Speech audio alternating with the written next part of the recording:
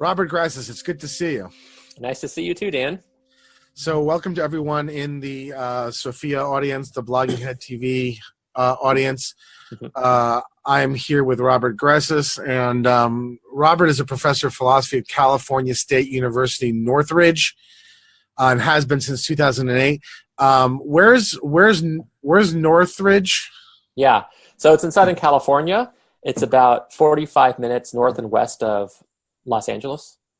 And so is it sort of an extended, is it in LA County? Yeah. Hold on. Yeah, I think it is. Is that part of that 14 million person sprawl that stretches? I believe so, yes. You know, I am like terrible with geography, so I could be wrong, but I don't think I am this time. In fact, I was so bad with geography that one of my desired Christmas presents was a map of LA, which I got just so I could like know where I am in relation to everything. Yeah.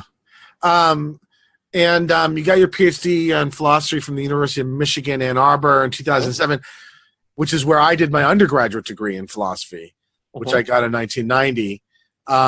You do research in Kant, philosophy of religion, Hume, philosophy of education, metaphilosophy, epistemology of disagreement. You do all sorts of stuff. We've been actually chatting informally. We actually had a pretty lengthy video, a sort of Skypey discussion that we didn't record because we thought we might want to do something together.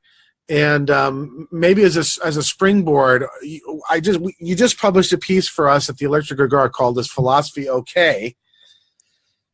Our aim was to talk about the philosophy profession in various dimensions.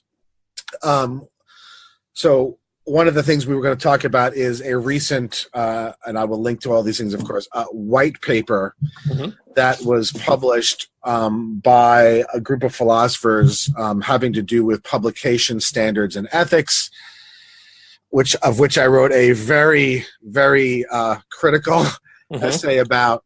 Scathing. That ties into more general criticisms I have of the profession and especially its aspects of its institutional structure.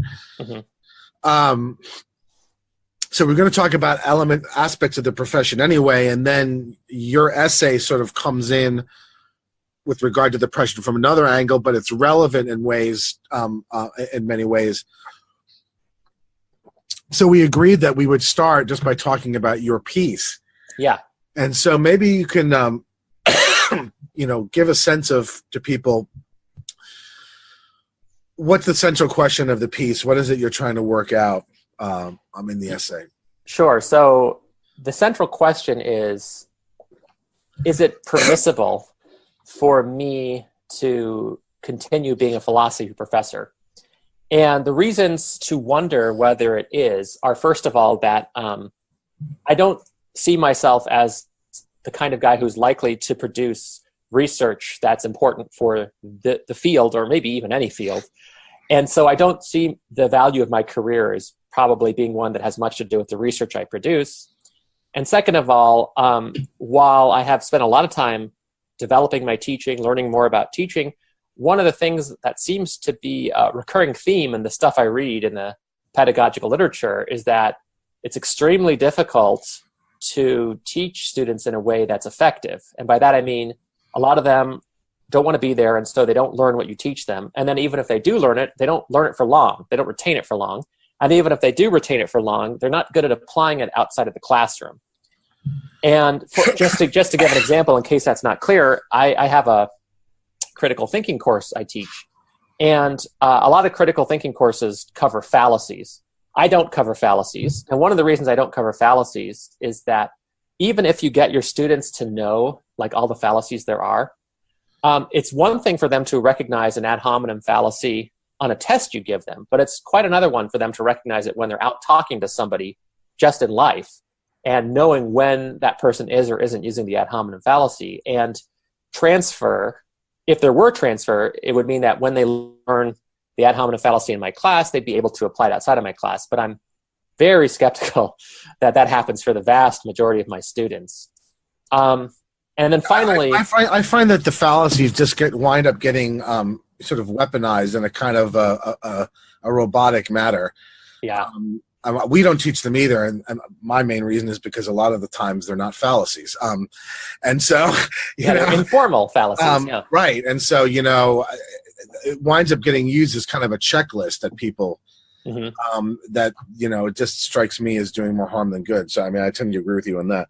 But anyway, so one issue that you have is with the efficacy, significance of your research. Another has to do with the efficacy, the significance of your teaching. Yeah. What else is there? The third thing that a professor could do is become an administrator and then try to affect positive change at the administrative level. But I think the incentives at that level are just really strongly against making positive change. So like the kind of change I'd want to do if I were an administrator would be things like initiatives that improve teaching. But it's very difficult to get those initiatives through because often improving teaching might require more work from the faculty. It might require assessment. It might require administrators telling faculty, hey, you should teach like this rather than the way you're teaching, which faculty will probably rightly see as a threat to their autonomy. And, a lot of faculty are skeptical about the pedagogical literature in the first place. They just don't think it works like that. And there's just frankly a lot of... I'm one of those. Yeah, you are. Okay. Well, we can talk about that. But there's frankly just a lot of inertia, right? If you're a faculty member who's been teaching, let's say 10, 15 years, and you've been teaching in one way, to be told, hey, you should do things in a very different way, even if you are convinced by the data, you're still not going to want to do it because it's just so unnatural to you. Yeah. And also, the same thing goes for the students. They find it unnatural, in my experience, when I try certain gaudy teaching approaches that they're not used to, and there's like just the foreignness of it makes them resist.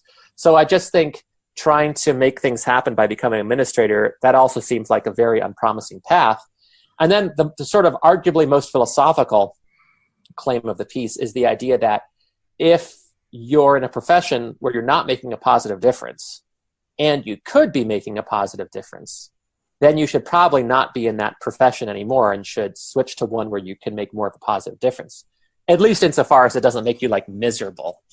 And so that's sort of like the argument in a nutshell. It's a soft version of a kind of a singerite effective altruism argument. It's not the full-blown version of it. No. It's not as extreme, but it's in that universe of sort of argument, right? I mean, it's that you should subject your work commitments to a kind of a utilitarian calculus, right? I'm not comfortable with calling it utilitarian calculus, but like the two issues I bring up in the article are, first of all, I don't think I might not be making a positive difference in my profession. And second of all, I might either be making a negative difference or I might be sort of part of an institution that overall is bad for the world.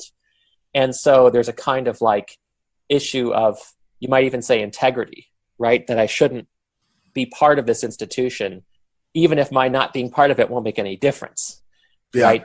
It's sort of like, it actually reminds me of things like, I think Walter Sinnott Armstrong has this article saying that basically driving a gas guzzler on a Sunday afternoon for fun, it's not immoral because it doesn't do anything to contribute to climate change because it's just at the individual level, you really make no difference. And you can't, and if you make no difference at the individual level, then you don't really have an obligation to do anything about it. And so you don't have an obligation to change your behavior in environmentally friendly ways. But I found myself sort of like strongly negatively reacting to that article. And one of the funny things about that article, he says, you do have an obligation to try to convince other citizens that they should vote for policies that will make a difference, which is funny because how much good is that doesn't make any difference either, your vote. Yeah, exactly. Right. So it's like, it's an argument. And maybe this is right. It's an argument that says, honestly, there's no morally important reason to vote, right? You don't have an obligation to vote. You don't have an obligation to change your individual behavior for environmental reasons. And presumably, you wouldn't have an obligation, like even if you were convinced that, say, factory farming is immoral and should end, you wouldn't have an obligation to like not eat factory farmed food, because after all, your purchasing or not purchasing factory farmed meat is not going to make any difference to the practice of factory farming. Right. And so I tend to think that no, you do have an individual obligation to refrain insofar as you can from contributing. So this is why you're saying that this is not essentially a utilitarian standard.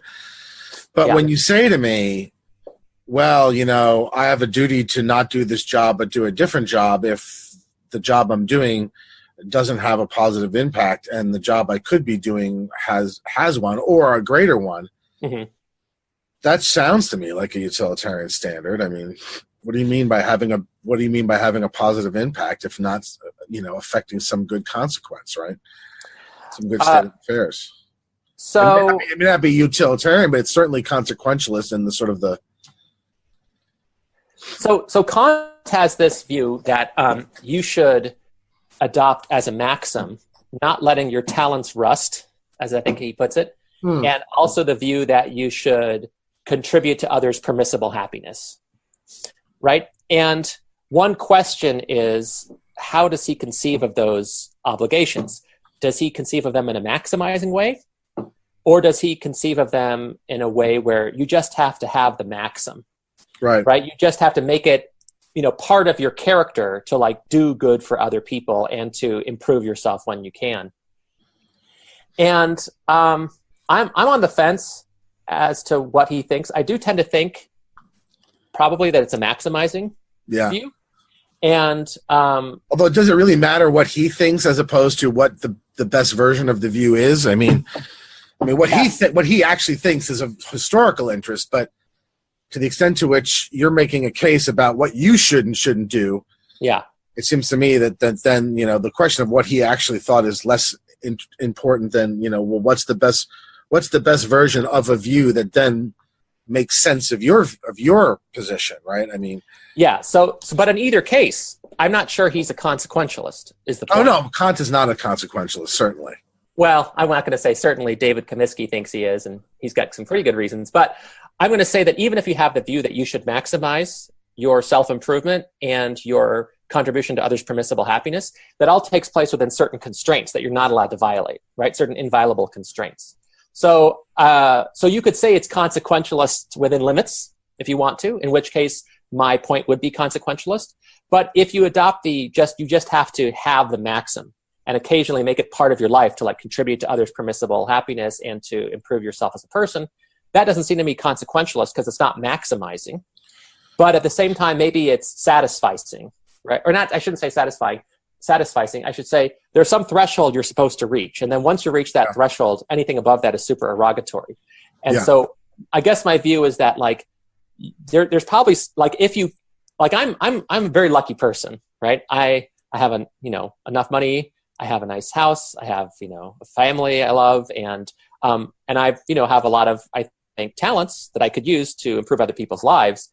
And so I guess my just intuitive sense is that I have an obligation to use my talents to improve other people's lives if I can. Not necessarily maximizing, but plus rather than zero and rather than minus, if you know what I mean. Positive rather than negative.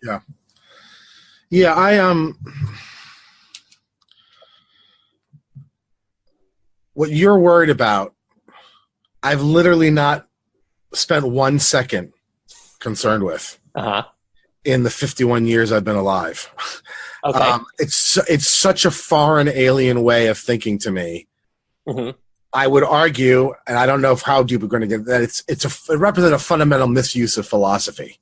Mm-hmm. I don't think garden variety, daily, ordinary matters of life. I don't. It somewhat falls under what I've been calling the morality everywhere problem, in that I just think it's a mistake to moralize all these dimensions of your life in this way and to think about the choices you make in this way. I would argue that overwhelmingly the decisions and choices we make are overwhelmingly prudential and have absolutely nothing to do with moral principles at all, nor should they. Okay, that nor should they, I wonder about, but go on. Nor should they. in a not moral sense of should. Mm-hmm.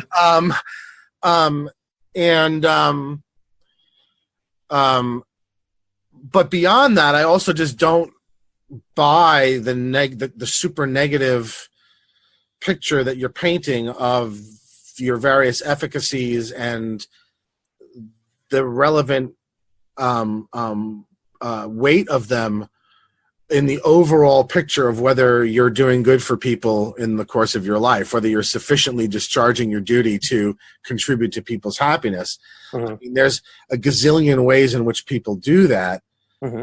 Some of which might be professional, but which need necessarily not be professional. A person might spend their 8 hours a day screwing screws onto something in some assembly line, but they may be a very valued member of their community. They may coach the little league team. They may they may, and all sorts of other. In other words, I find this sort of fixation on am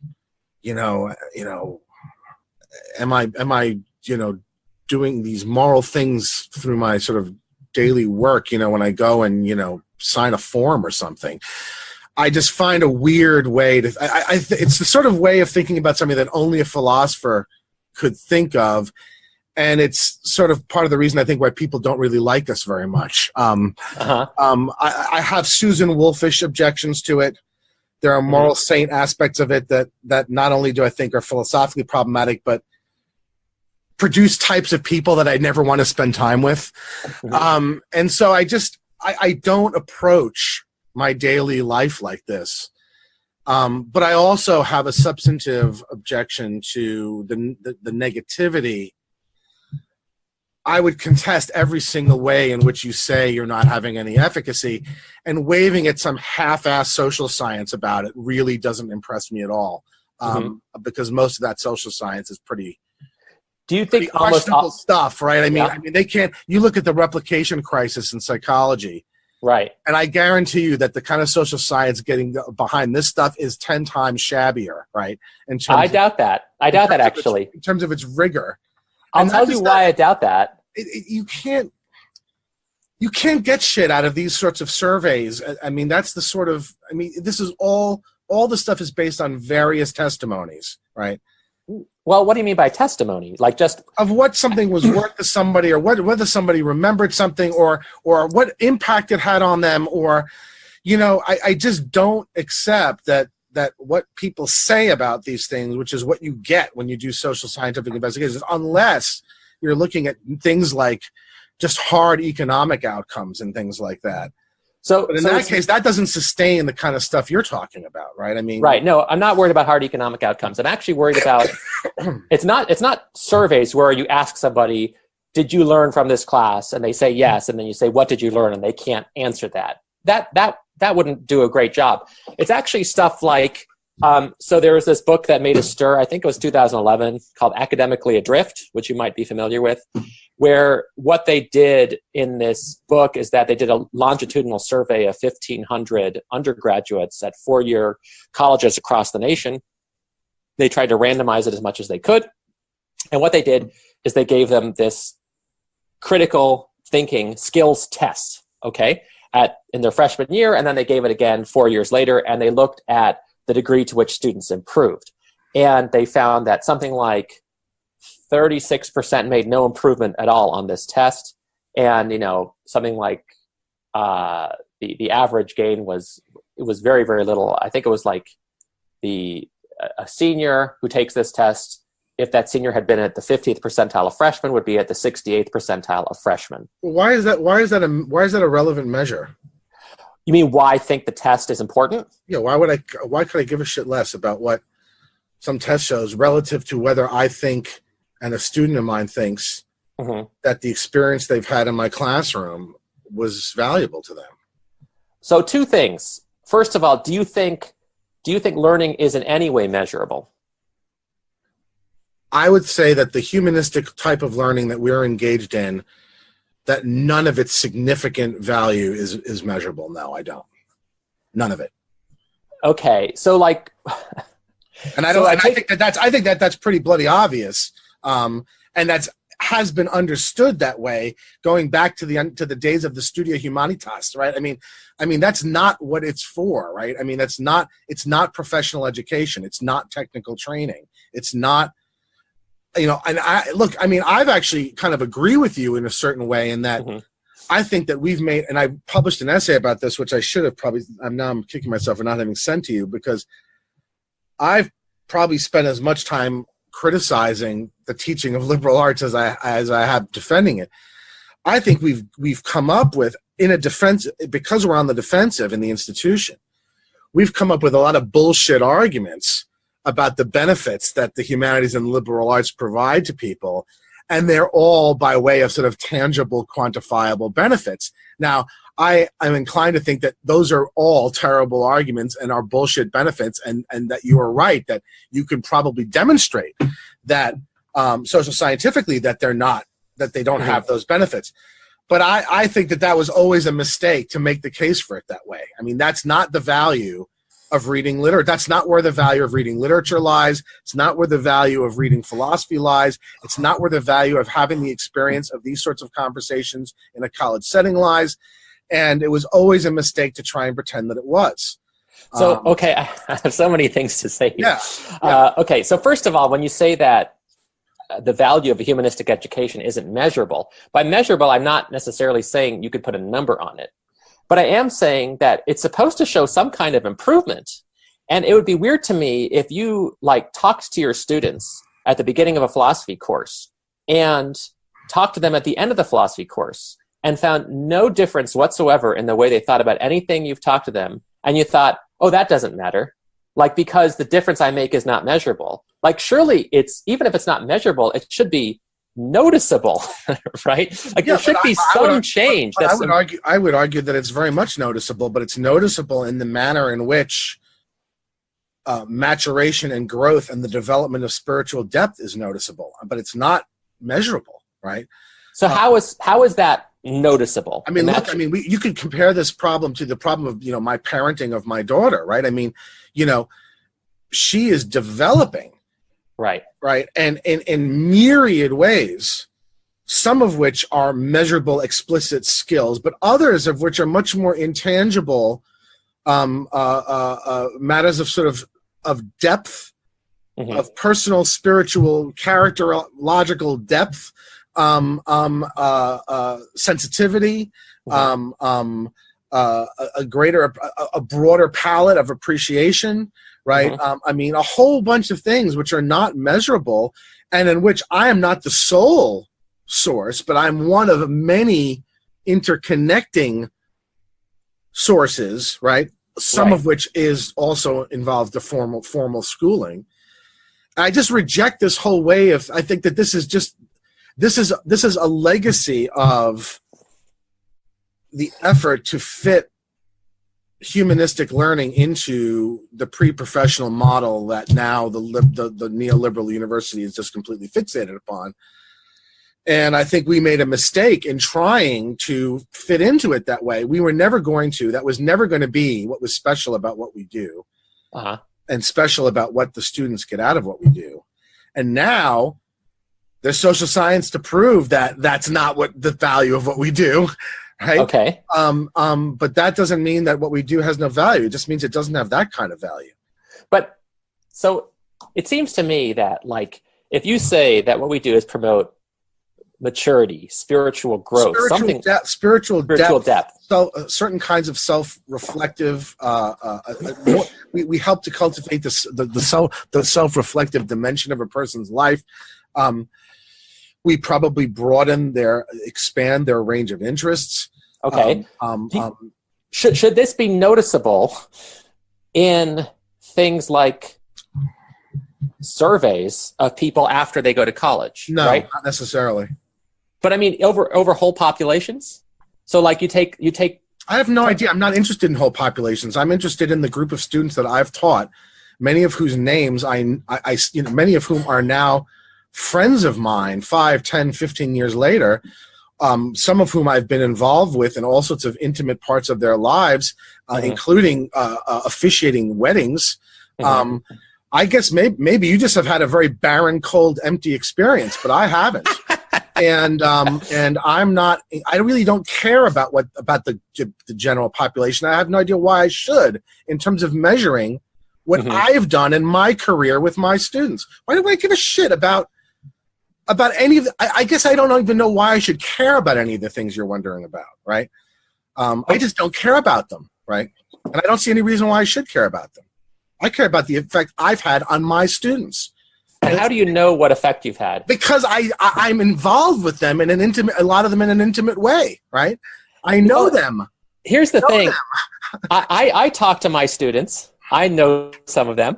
And a lot of them tell me, oh, you're a great professor, or you made a difference to my life. And I always ask them, how do you know? And maybe that's dumb of me, but I think it's like when I'm with a piano teacher, okay? I used to take piano lessons. And when I practiced and then, followed his guidelines and he would give me tips, I would see myself improving, okay? When I took an art class here at CSUN, that's my university, the teacher did a really nice thing, which is she had us do self-portraits at the beginning of the class, and then she had us do self-portraits at the end of the class, and she had us put all the self-portraits on the wall so we could see everybody's growth. But these are both examples of technical skills. Right. And so the question is, the worry I have is that when it comes to philosophy, it's very easy, or just any humanistic education, frankly, it's very easy to fool yourself into thinking you've made big, important changes. Like, I guess one of the things I'm very worried about is self-deception and the difficulty of self-knowledge. And so when I say, how do you know you've improved your students? I think it's easy to fool yourself into thinking that you're responsible for something you might not be. Just like it's easy for my students to think I've made some important difference to their lives when it was not me at all. It was just lots of other things, or just it's growth and maturity. It's all of it. I mean, I think that you may be projecting your own self-delusions onto others. I'm not so sure we're all as delusional as you might be, right? I mean, what did I just say before? I mean, even with respect to my daughter's development, I'm one part of an entire fabric of individuals, institutions, practices, etc., that are involved in the process of her development, right? And as a professor in a humanistic discipline, I think there's a similar kind of participation in a broad network of things that, one of the things that happens is, and I know this happens because my students talk about it, right, is something I'll teach in class will then be the catalyst for something that winds up causing them to have a discussion late until 3 o'clock in the morning, right, in the dorm, which is one piece of which is a sort of thing that is part of what is so rich and valuable about just residential university life in general, right? But if you don't have all those individual pieces, it doesn't happen, right? I provide oftentimes subject matter that then the students go off with, and it has an effect on their social engagements and on their development.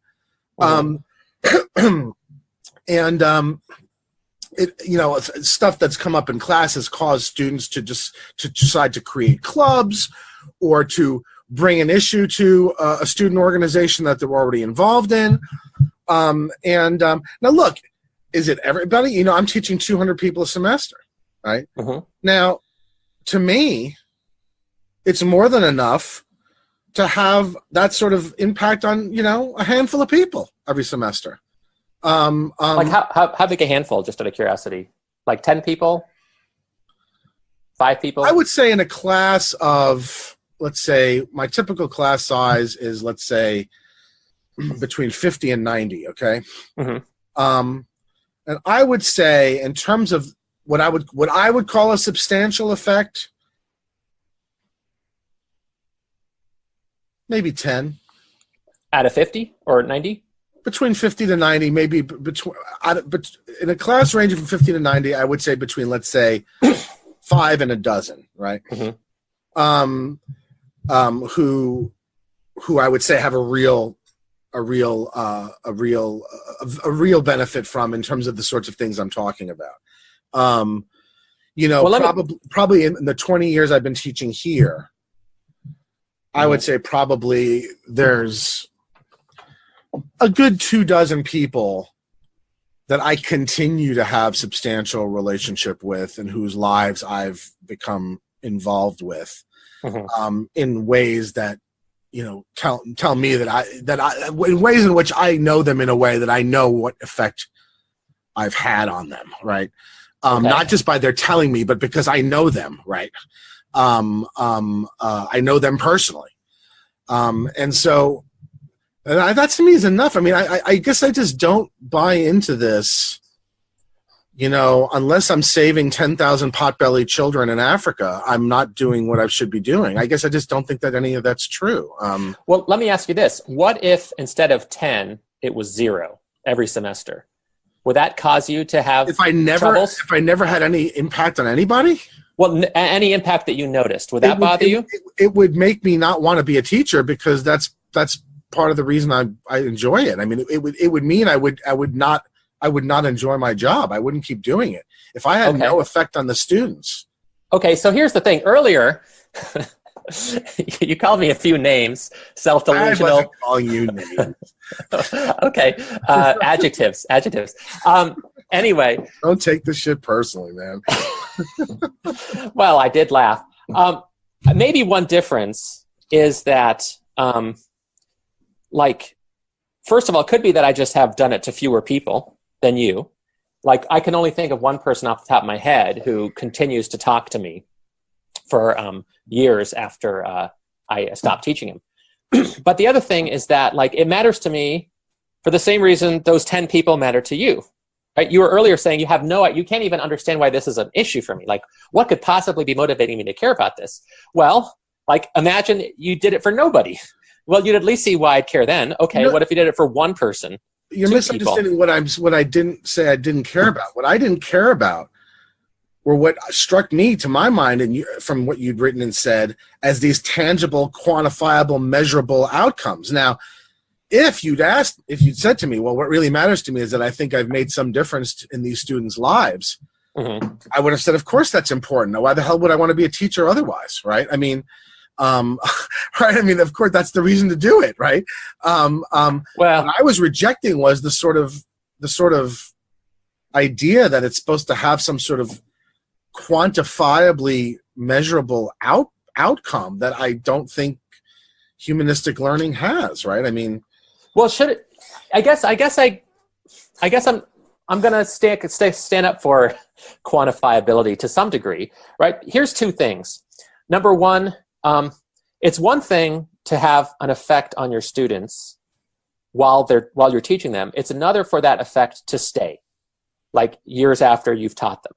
And I don't know that effect has stayed. It could be imagine, here's an example Kaplan uses. There was a guy, he took French classes in high school for... You should say the book, though, because sure. I haven't mentioned it yet. So yeah, a lot of what I'm basing my worries on, at least about the effectiveness of education, comes from a book called The Case Against Education by an economist named Brian Kaplan.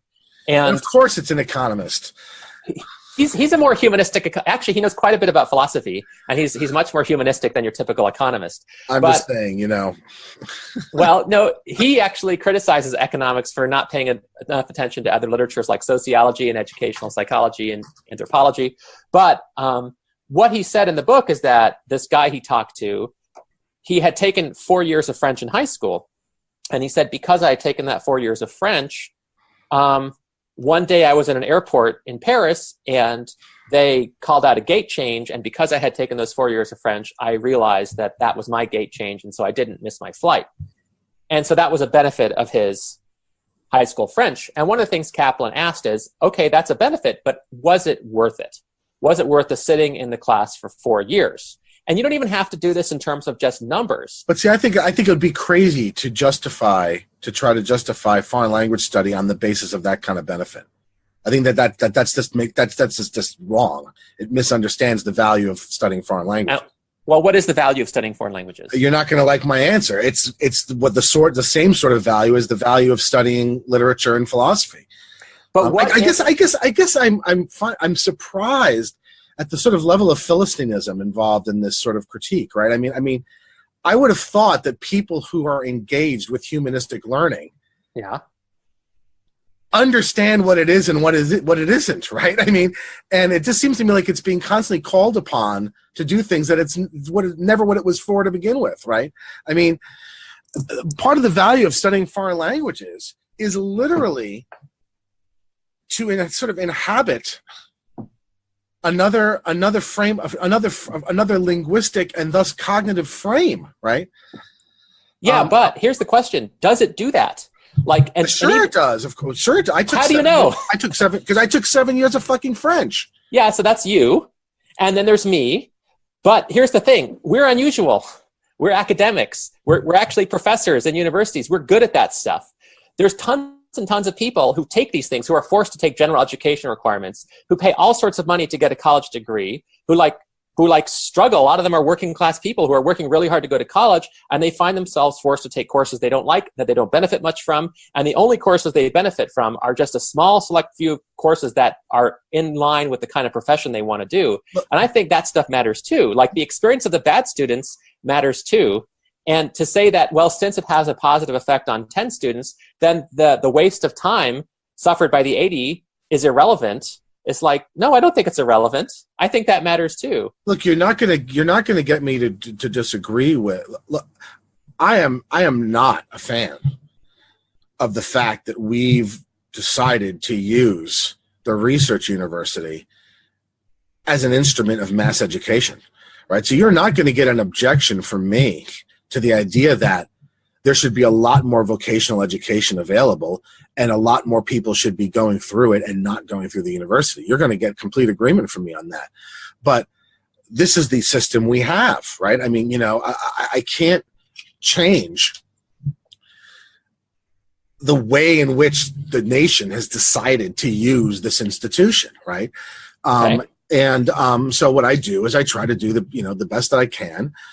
I try to, provide the value that I think I'm providing to that fraction of the students. And I'm at least trying with the rest to give them an interesting experience and to have some interesting and good conversations. And, the student evaluations pretty much reflect it. I do a pretty good job in that regard for the rest, who probably aren't getting very much of the deeper value that I believe it's possible to get out of it. Okay, so I think I don't see what's wrong with that. That just strikes me as being normal. I mean, what you would do. I mean, so this strikes me as getting back to the thing that motivated the essay originally, which is, you said we're in this system. Higher education is trying to teach a lot of people humanistic thinking on a mass scale, and we got to work within the system we have. You can't change it. Exactly right. You can't change it. Probably not anyway. Being part of this system, where I suppose you make a difference for the top students, I'm just going to call them top students. I don't necessarily mean highest IQ. I mean the kind of students who want to be there, who want to get something out of it, who try to get something out of it. Okay? Yeah, but by the way, that does not, in my case, correlate with the highest scoring students. So I actually would strongly contest the top students aspect of it. Well, I just mean top students, not in terms of grades, but in terms of the kind of people who are best positioned to get something out of it, right? If that's how you're defining it, then yes, that's fine. What's a better way? The most open students. The most open, interested, invested, whatever you want to call it. But they're not invested. I like invested. They're not typically the top scorers. As a matter of fact, I now refuse to teach in the honors college for precisely the reason that the top scorers are so mercenary about the grades that they're actually the ones who learn the least in the course. I'd rather teach gen ed, remedial gen ed, where the students are literally fresh faced coming out of nothing. I'd much rather teach them than teach the, in my mind, cynical and over sophisticated honors population who is in it for all the wrong reasons. So if you define top that way, I have no problem with it. I just want to be very clear that it's not going to coincide with the top scorers. Yeah, so I shouldn't have used top because it has too many connotations about top scoring. So we'll just say the most invested students. Yes, that's fine. So you're making, I think it's quite possible you make a difference to the most invested students. How big a difference, how long lasting a difference, I don't know. I think that's probably impossible to measure. I would bet that it's there. I would bet that probably they're not going to get that just by reading stuff on their own on the internet. There's something very valuable to having a guide who you can sort of like live interact with. And that's an experience that's getting increasingly rare, I feel, in our society, where there seems to be fewer occasions for like physical interaction. I agree. And more occasions for sort of disembodied. I hate online teaching. Yeah, I mean, I think online teaching can be good, but you have to be very savvy about how to do it.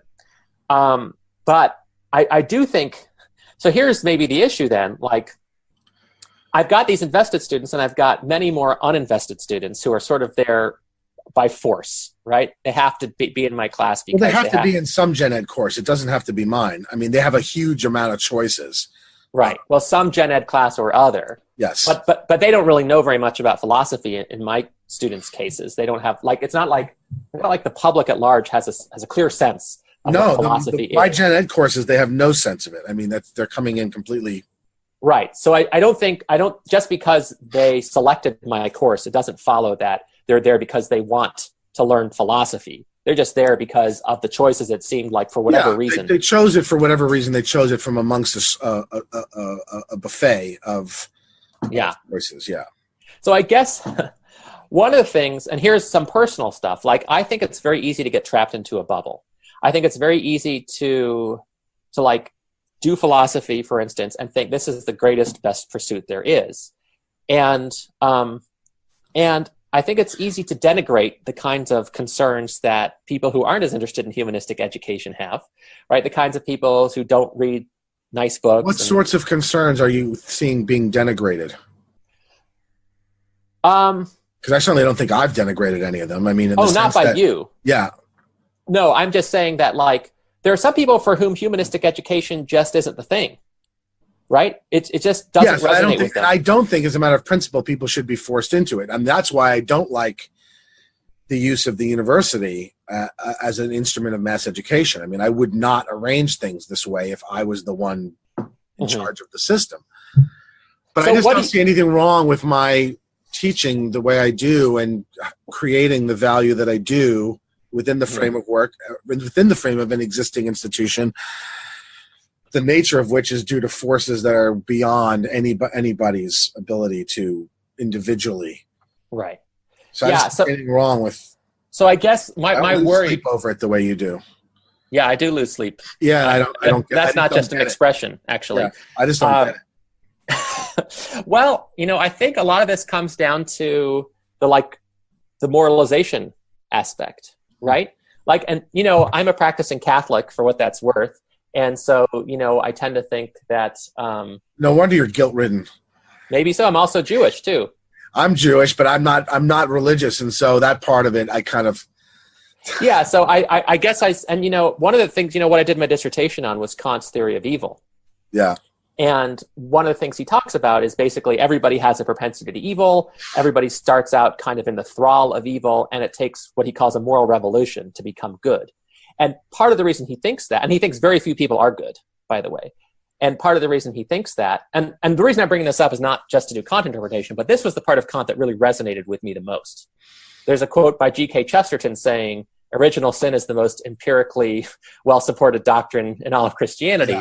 Yeah. And I see that in myself. I see all sorts of cases where I know I could be doing something better, but I just decide to do something worse, where I procrastinate instead of grading, where I get myself into these habits, where I don't have enough willingness to confront people on bad things they do because I'm afraid of what it'll do to me or my reputation. And, I just see this within myself, all these ways in which I fail to live up to the moral standard I think I ought to live up to. And I think probably you and I have maybe very different ideas about what the point of morality is or what its sphere is.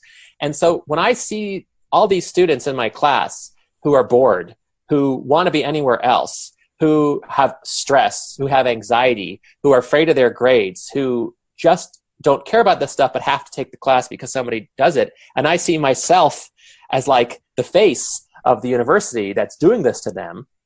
There's a level of guilt I feel about that perhaps you don't feel. You really don't hear at all. I mean, as I'm listening to you, okay, there's no part of you that has sort of like a reality check, like, okay, this is overwrought. What I just did was overwrought. Like, I mean, to me, there's almost like a tonal problem with with the way that you're thinking about this. Like, the minute I start hearing this, I start thinking, boy, man, take it easy, for God's sake. You know, I mean, it just sort of, I don't know. You ask me the things I worry about. Yeah. You know, I spent the last 6 weeks. I spent 6 weeks in New York, right, with a father, a 90-year-old father, in varying states of complete fucked upness. Right.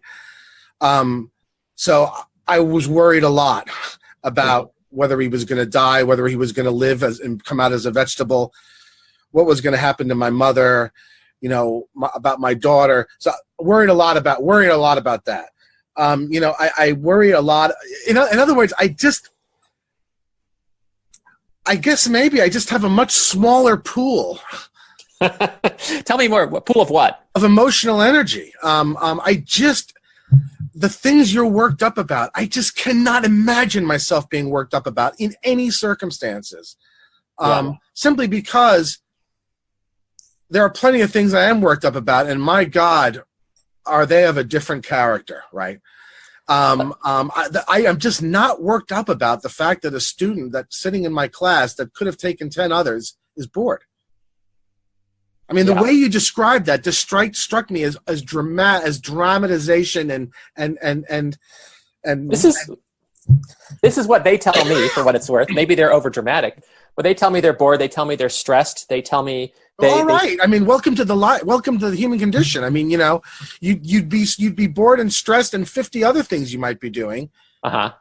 Was there some expectation that you were going to go through life not being bored and stressed? I mean, I guess I'm just not all that moved, right? I mean, so what?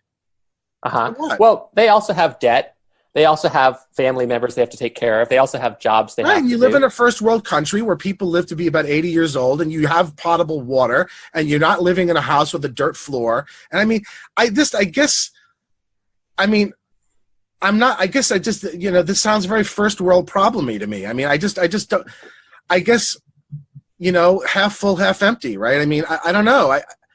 This is just stuff I can't get worked up about it. And in terms of me evaluating my life, whether I'm, you know, sort of making a net plus valuable contribution, that's something I'm going to measure across all the different sort of spheres in which I operate. It's not just going to be focused in one place. So yeah, you know, I may only be really getting a ton of value out of 10 people out of 50, but you know, I also just catered someone's bar mitzvah for free. And I also, you know, there's all sorts of other things that I do. Yeah. But let me, I think there might be something that sort of like, might do a good job of like finding a dividing line. You were talking about how you don't have, I think the word you used was the pool of maybe energy or like interest in these problems. You have bigger fish to fry, basically. I can get morally worked up over things, but they have to be bigger things than the things you're getting morally worked up over. The things you're getting morally worked up over, to me, lie in the vast sphere of things that in my mind really don't have any moral valence one way or the other. Okay. They're in the tying your shoelaces or putting on one shoe before the other kind of things that I just don't care about or spend any time thinking about, right? The fact that people are bored causes me no moral worry whatsoever.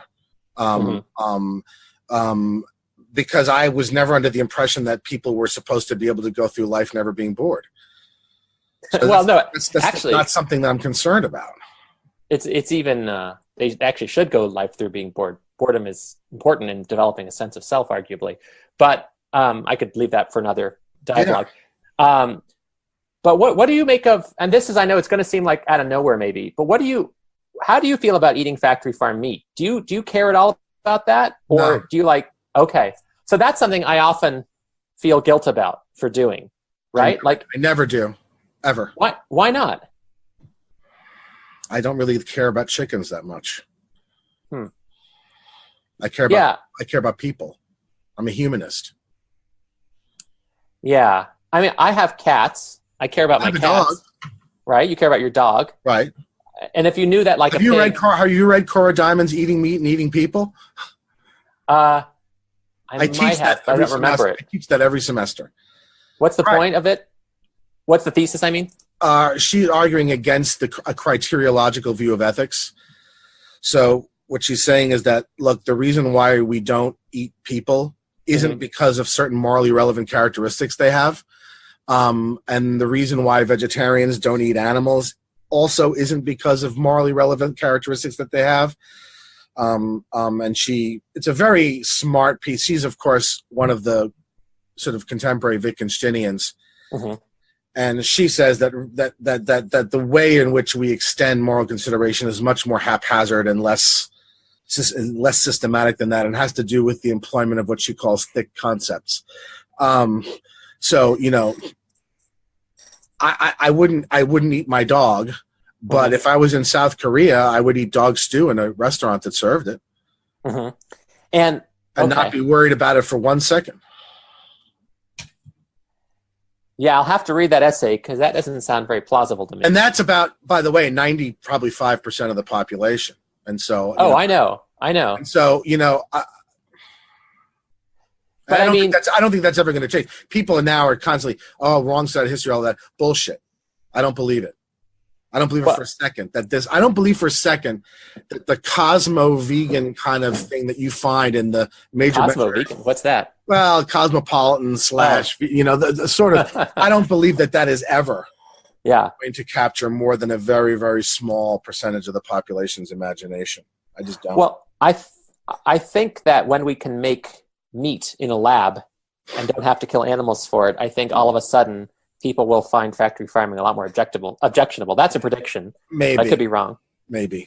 I mean, if that happens, which, you know, we'll see.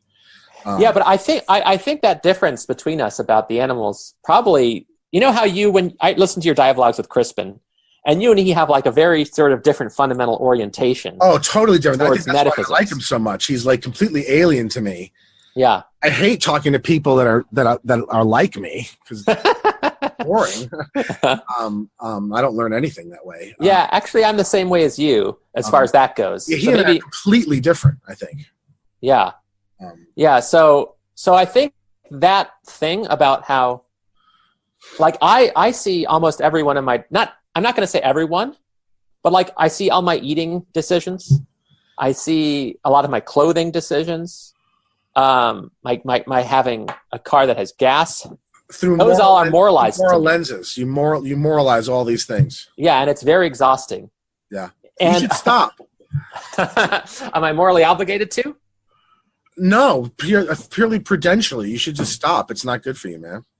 That's what, I went to a psychologist who told me the same thing. And smart man or woman, you should listen to him. Yeah, I just, maybe that would be the subject for another dialogue. But it's funny. I wonder if we could discuss the morality everywhere. What I call the morality, it's too much. It would require too much to do it now in the context. Oh, for sure. I think we've already gone in for an hour too. But I do think that we could have a very fruitful disagreement about the morality everywhere problem, and I do have substantial reasons why I think it's a problem. Okay. And so we could talk about that at another time. Do you want to talk about this? I think we can probably go on for another 15, 20 minutes or so. Okay. Do you want to talk about this thing, this white paper? Yeah. You really didn't like that title for it. So do you want to describe it to people, or should I describe it to people? I'll do my best to describe it to people because this is more of an interrogation of your view. Sure, go ahead. So go ahead and tell everybody what this thing was and what the issue was. And so it's actually it's a little bit difficult to describe, but basically what happened, and because some stuff about it I didn't read all the comments, so let me go back. On Daily News, which is a philosophy blog that I think you've discussed on this show, or at least on the Electric Agora before. I had Justin Weinberg on the show. Yeah, I remember watching that. Before he and I had a very public falling out. Yeah, I was hoping the public falling out would take place on that episode, which is why I watched it so closely. I don't treat people that way, and when I'm. So anyway, what happened is that there was a group of people, I think it was 5 authors, who basically came out with a white paper about publication ethics. And they, according to their own description, they had convened focus groups. They had talked to a variety of journal editors. They had come up with a survey of about, I think, 200 or 265 philosophy journals, and tried to basically see, what are these journals' practices? Like, what are their practices in terms of issues of misconduct? What do they count as issues of misconduct? What happens if there's is there any such thing as post-publication retraction, that kind of stuff? And basically, that's one of the big issues, right? We have to have standards, because a lot of these journals don't have standards right now, and this could lead to very thorny problems in the future. So it's good to sort of stave off these problems before they happen, so you're not caught flat-footed.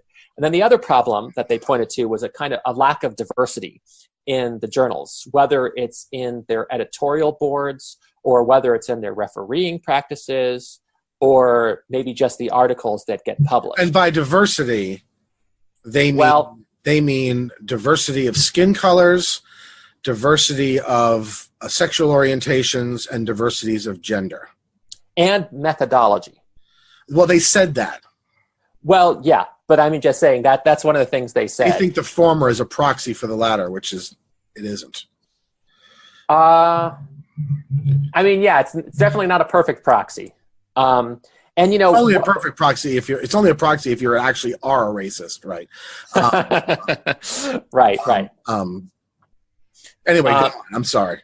And so, basically, one of the issues that struck people about the composition of the people who issued the white paper was, I believe, 3 of the 5. I don't know if I want to call them drafters or signatories. I think drafters of the white paper. 3 of the 5 people were people who, I think, signed on to a letter calling for Hypatia, which is a feminist philosophy journal, to retract an article written by a philosopher named Rebecca Tuval, where Rebecca Tuval argued that the same grounds there are to support transgenderism also exists to support transracialism. In other words, he was writing in the wake of the Rachel Dolezal case. That's right, yeah. And trying to sort of work out the logic of I identify as. Right. And that's all that she was doing. She wasn't. I don't think she was advocating for transracialism. She was trying to work out what the logic of self-identification entails, right? Right, but isn't she saying that if we accept that self-identification is a good enough grounds for identifying as a man or a woman, then similarly it's good enough grounds for identifying. She's absolutely right. That's why it's an informal reductio. Right? Well, except I don't know that she took it as a reductio. Oh, she might not have. I'm just saying my view of it was that. Yeah, it's a pretty damn good argument, I think. Well, yeah, so I haven't read the argument, so I don't know how good it is, but I know there are some people I respect, besides yourself, who thought it was a good argument. Yeah. And anyway, after she wrote that article, there was a lot of anger from some quarters of the philosophical and non-philosophical community. I think there were some non-philosophers involved with this as well, who called upon Hypatia to retract the article. That's right. And I think the main ground... They publicized a letter with signatories, 3 of the 5 authors of this white paper, of whom were signatories, a 4th who is on the advisory board of the white paper, and a whole bunch of other people on the advisory board who were kind of sideline cheerleaders for the letter. So the people writing the white paper on the subject of publication ethics are the people responsible for what I would argue is the worst breach of professional ethics that I've seen since I've been a professional philosopher, which is why when I wrote an essay about it, I said, if you love the Thieves Guild Guide to Property Rights, you'll love the white paper, because it's just such an astonishing exercise in just flat out hypocrisy that I almost view it like as a work of performance art. Like, I just look at it, I marvel at it. I marvel at people's lack of self-awareness, right? Of just how you look. Yeah. To people who aren't already captured by whatever insane ideology you're in, right? You just don't realize that you look like a complete lunatic to everybody else, right? I mean, and I just find there's almost a kind of a joy in watching people who I think are really terrible people, right? To just sort of watch them just expose themselves in just such an astonishing way, which is why the critique I wrote was, laced with sort of humor and schadenfreude, just because it was such a painful exercise in self-outing to read the thing, couched in such a serious sort of, a serious blanket, right? I mean, it just, not to mention, I mean, it's an exercise in some of the worst hackery in the world. I mean, others who are much more qualified than me in terms of understanding how to do social science and how to do surveys and what you can actually legitimately conclude from these things have torn this thing to pieces, right? Brian Leiter featured a number of them. Did he? I thought I only noticed one, a guy named and I think there were Bogart. several people that because this evolved over time, there were a bunch of reactions. So he kept posting updates to as newer comments came in. So anyway, the only other notable thing about it seems to me, is that one of the people of one of the drafters is the president of the American Philosophical Association. Right. Now, why does now that bothers you? I take it not because you don't think the president of the APA shouldn't say anything about publication ethics. Maybe you do think that. No, of course not. No. Oh, you don't think they should get involved? No. I have no problem with that. The reason the problem that I have is the particular ethics they have. The APA itself has been so ideologically captured by this sort of a portion of the profession that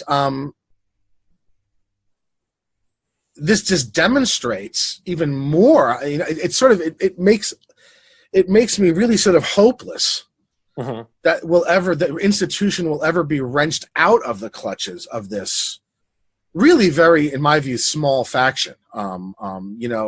Philosophy. I once wrote a essay comparing philosophy to the sort of the 2016 election, right? A very tiny number of people in philosophy have this very strong ideological view. They've managed to capture a number of the institutions, and they think everybody agrees with them. But there's an enormous, I think, probably silent majority who have much more moderate, centrist, normal views, and just don't say anything about it because they just don't want to deal with being savaged across social media by these people.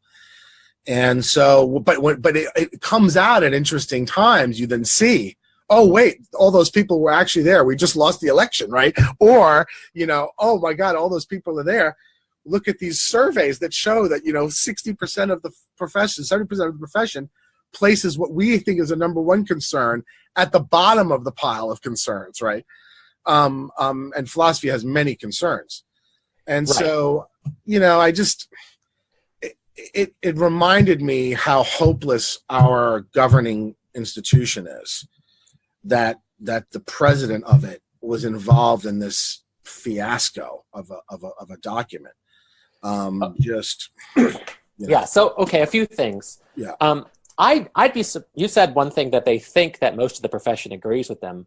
I'd be surprised if they think that. Actually, I would suspect that they think that most of the profession disagrees with them, and that might be like the problem, right? That especially. And why are they so shocked and dismayed whenever evidence comes out that they're you know what I mean? The sense of the sort of the surprise reaction.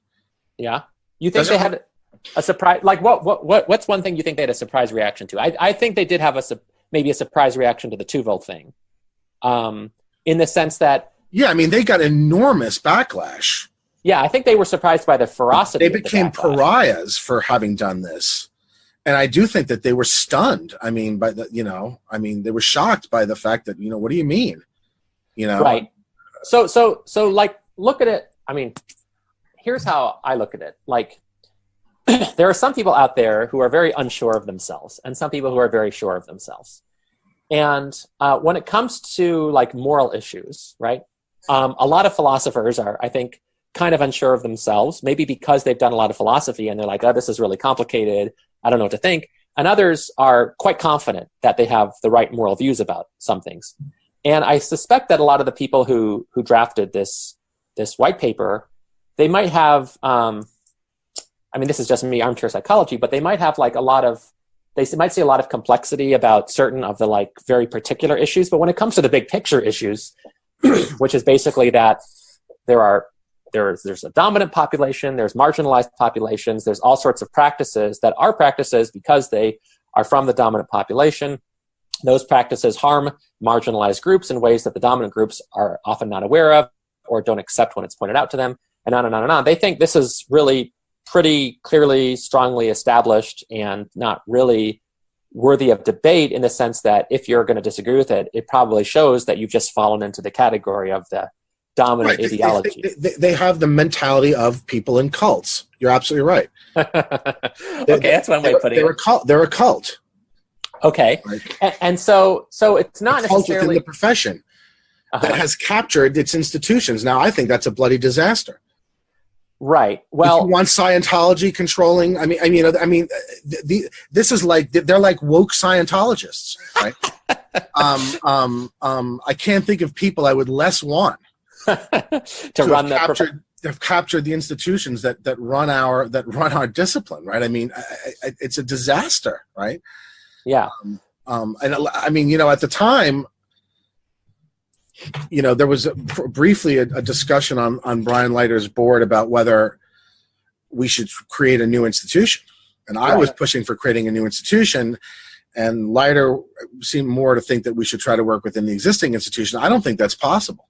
And I think that stuff like this just keeps reminding you why it isn't possible, right?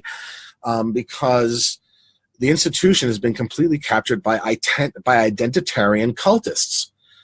And who employ very, very devious and they fight dirty all the time. Okay. And why if they fight dirty, why do you think they fight dirty? And the reason I bring this up is because they think they're right. Well, but and because also, they have a Manichaean view of the world. They don't just think that they're right. They think that people who disagree with them are evil. Right. There was a New Yorker cartoon where two dogs are talking to each other over martinis, and they say, it's not just enough that dogs succeed, it's also that cats need to fail. Right.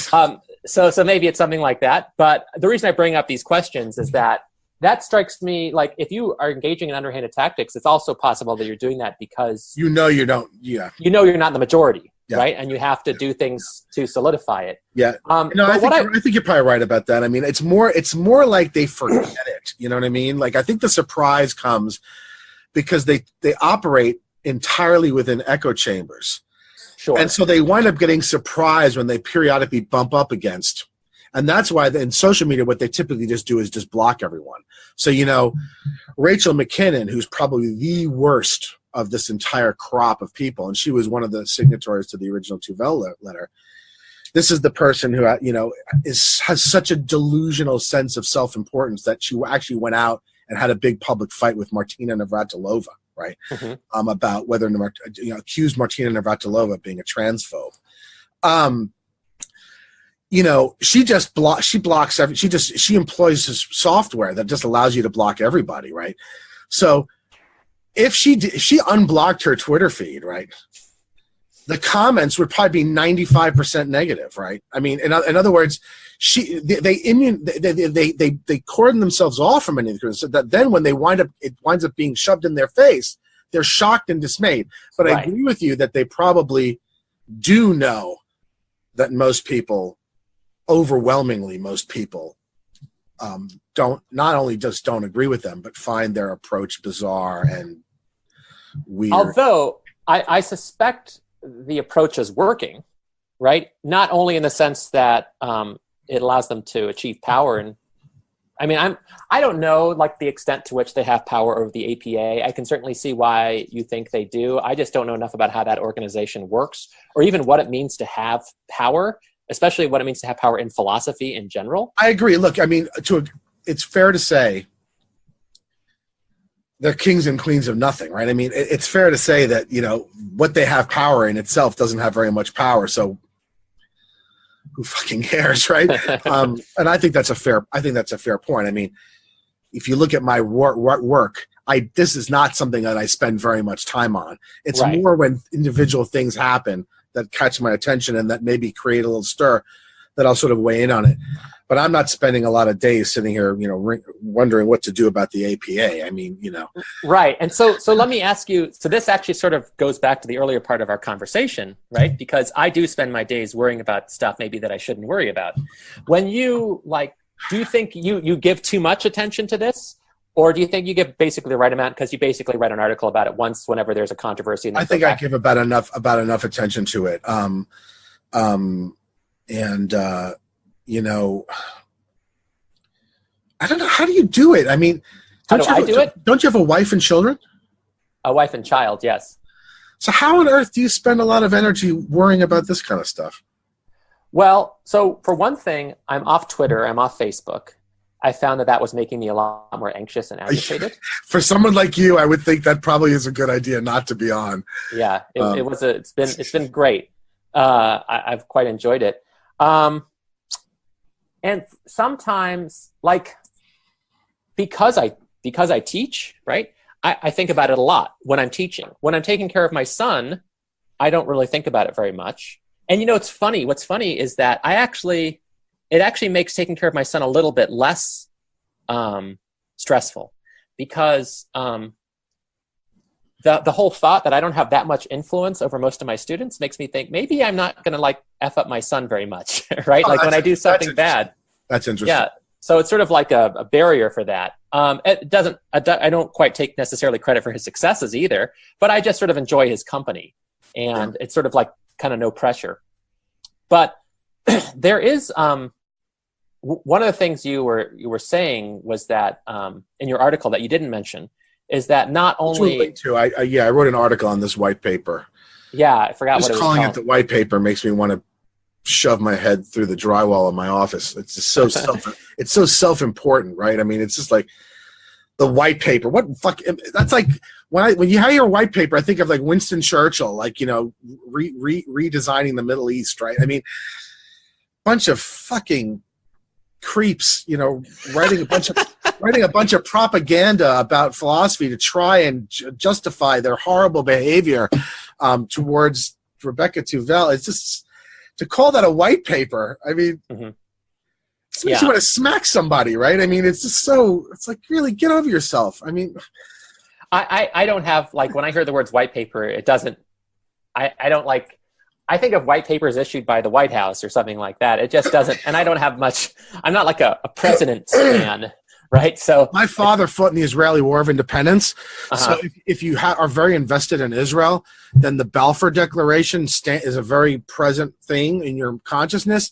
And white paper invokes Churchill's white paper clarifying the Balfour Declaration, which had all sorts of enormous effects on what was going on in Palestine at the time, one of which, by the way, involved, you know, imposing quotas on Jews coming in from concentration camps.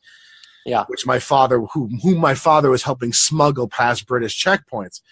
And so, you know, I think when I hear white paper, I think of, you know, and then I, you know, see some purple-haired idiot, you know, from philosophy, you know, writing some bullshit that's just so transparently disingenuous, right?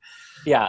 And calling it white paper. I mean, so let me just say a couple of things. I do think it's pretty clear to me that part of the rationale for this is to justify the conduct during the Tuvel affair, basically to justify it in one of two ways. The first way being, look, what we said was correct. Let's put those publication standards into practice so that it's like an official fact. Tuvel won't happen again. Right. But the other thing it could be is that, it can be both.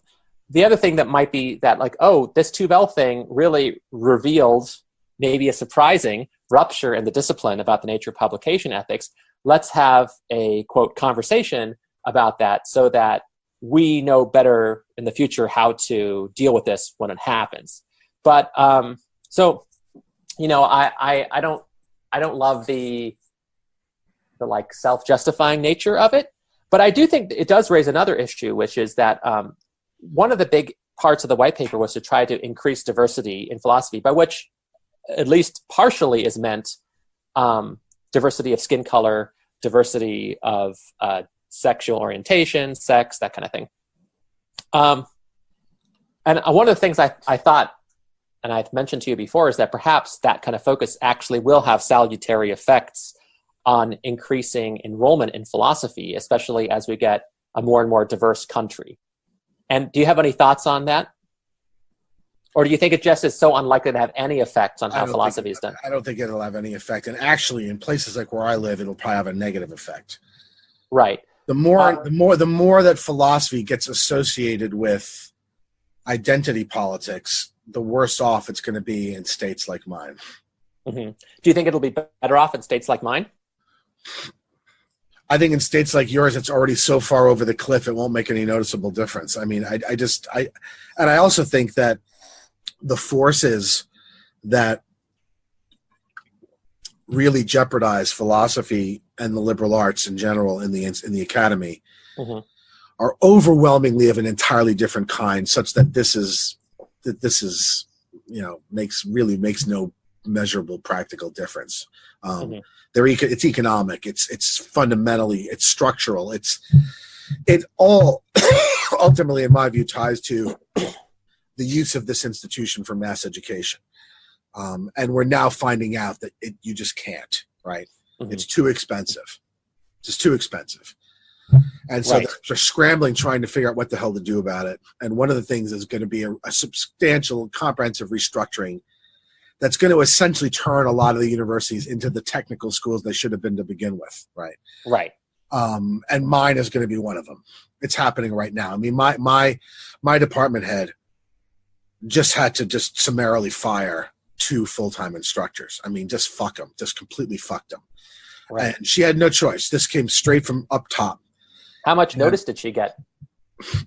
Like, how much notice did the instructors get? Like none. I mean, like literally, like the provost met with the dean met with my department head, and the next day she went and fired these 2 people. Oof. And you know, so, you know, to get back to sort of your earlier, one of the things you were saying earlier in terms of, you know, just what things I worry about and what things I don't. Yeah. And what things I take, you know, as having, you know, whether I spend my night worrying about whether a student's bored. Yeah. As opposed to what I might think when I hear that 2 full-time instructors just got summarily axed. Right. This sort of thing does worry me. And I know what the level of screwedness that they now are in. And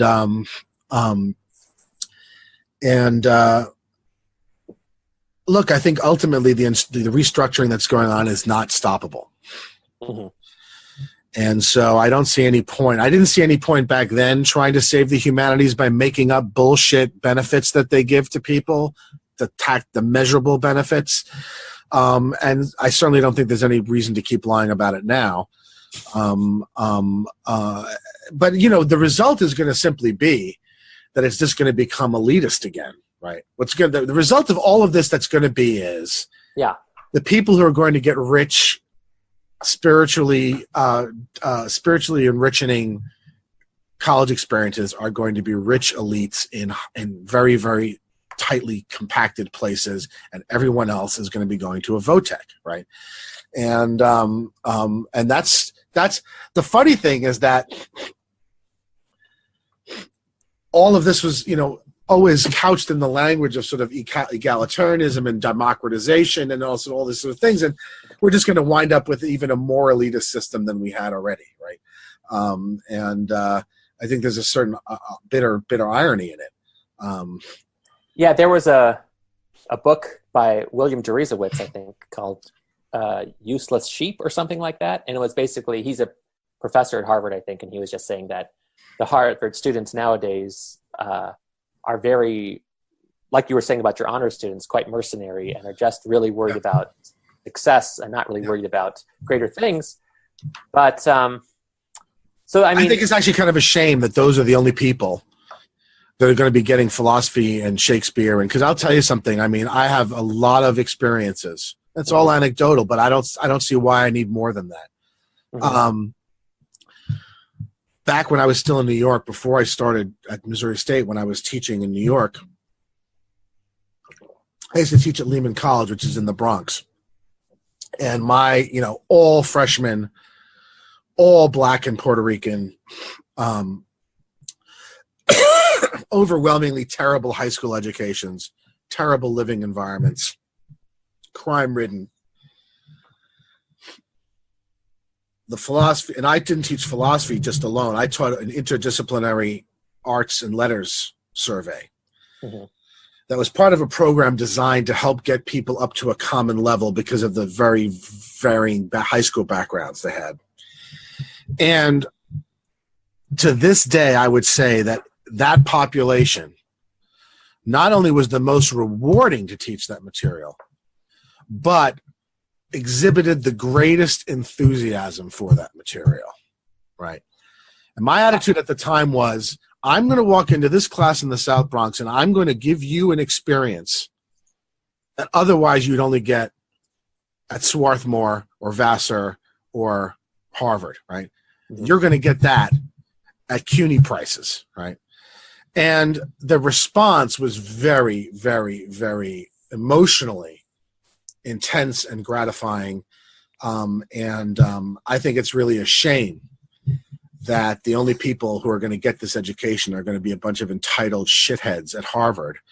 And it's going to be pretty much purged out of schools like mine and lower, and thus completely taken out of the lives of people who, in my view, are a lot more deserving of it, and actually in many ways are much more capable of actually getting something out of it. Because they don't have that mercenary attitude towards their education. They value it much more highly. They take it much more seriously in a certain way.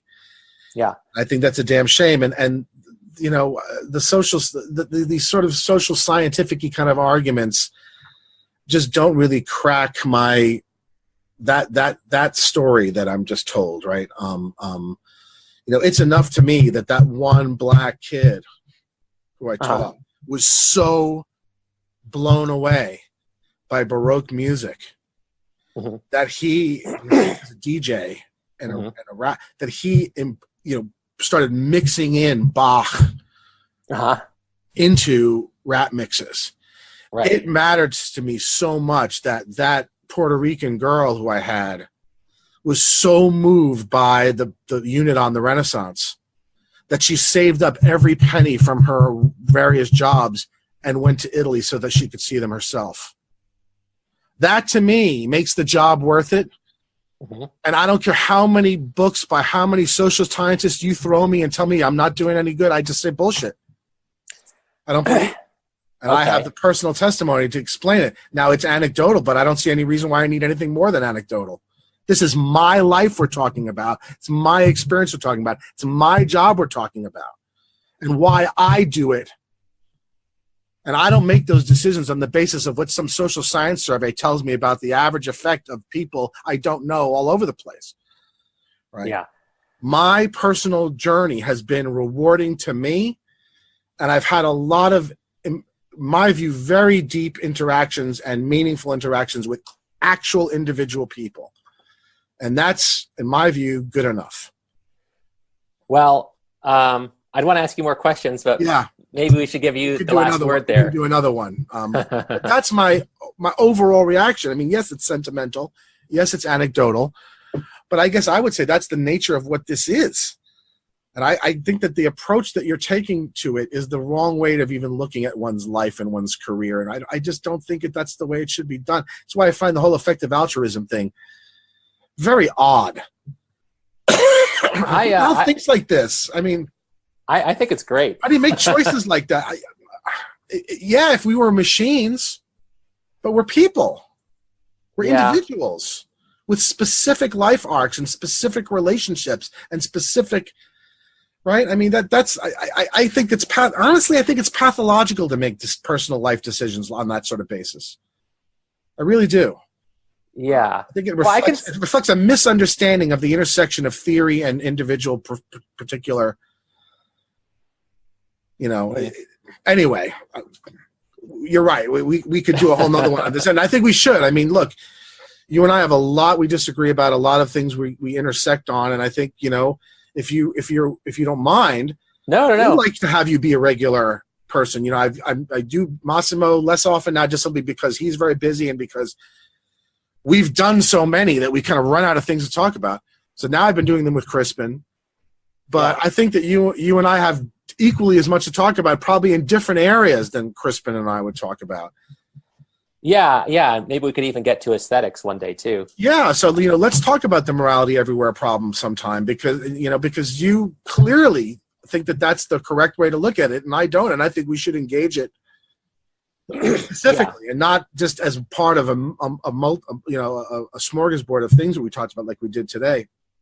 Well, we can make that round 2. Yeah. Round 2. And then, whatever you want, but I think we there's enough of common interest, but substantial disagreement that we could have fruitful conversation. I take today as kind of a survey maybe of some of the areas in which we intersect because of mutual interest, but in which we have very different views. Yeah.